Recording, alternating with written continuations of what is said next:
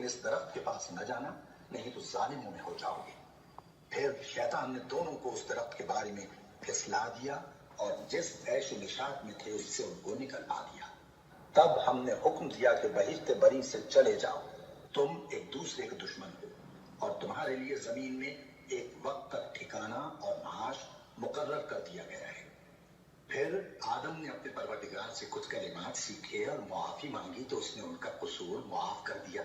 بے شک وہ معاف کرنے والا ہے، بڑا مہربان ہے۔ ہم نے فرمایا کہ تم سب یہاں سے اتر جاؤ، جب تمہارے پاس میری طرف سے ہدایت پہنچے تو اس کی پیروی کرنا، کہ جنہوں نے میری ہدایت کی پیروی کی ان کو نہ کچھ خوف ہوگا اور نہ وہ غمناک ہوں گے،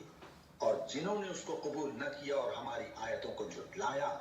وہ دوزخ میں جانے والے ہیں اور وہ ہمیشہ اس میں رہیں گے۔ اے آل یعقوب، میرے وہ احسان یاد کرو جو میں نے تم پر کیے تھے، اور اس اقرار کو پورا کرو جو تم نے مجھ سے کیا تھا۔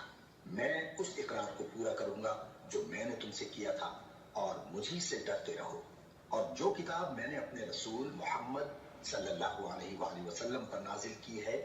جو تمہاری کتاب یعنی تورات کو سچا کہتی ہے، اس پر ایمان لاؤ اور اس سے منکر اول نہ بنو، اور میری آیتوں میں تحریف کر کے ان کے بدلے تھوڑی سی قیمت یعنی دنیاوی منفعت نہ حاصل کرو، اور مجھی سے خوف رکھو، اور حق کو باطل کے ساتھ نہ ملاؤ، اور سچی بات کو جان بوجھ کر نہ چھپاؤ، اور نماز پڑھا کرو اور زکوٰۃ دیا کرو، اور اللہ کے آگے جھکنے والوں کے ساتھ جھکا کرو۔ یہ کیا عقل کی بات ہے کہ تم لوگوں کو نیکی کرنے کو کہتے ہو اور اپنے تئیں فراموش کیے دیتے ہو، حالانکہ تم اللہ کی کتاب بھی پڑھتے ہو؟ کیا تم سمجھتے نہیں؟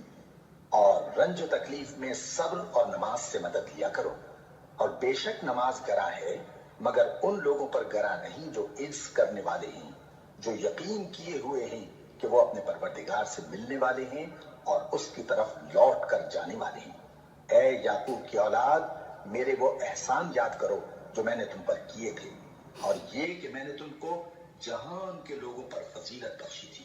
اور اس دن سے ڈرو جب کوئی کسی کے کچھ بھی کام نہ آئے، اور نہ کسی کی سفارش منظور کی جائے، اور نہ کسی سے کسی طرح کا بدلہ قبول کیا جائے، اور نہ لوگ کسی اور طرح مدد حاصل کر سکیں۔ اور ہمارے ان احسانات کو یاد کرو جب ہم نے تم کو قوم فرعون سے نجات بخشی۔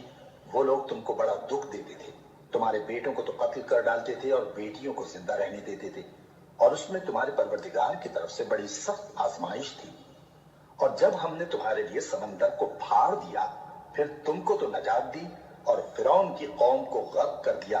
اور تم دیکھ رہے تھے۔ اور جب ہم نے موسیٰ سے 40 رات کا وعدہ کیا تو تم نے ان کے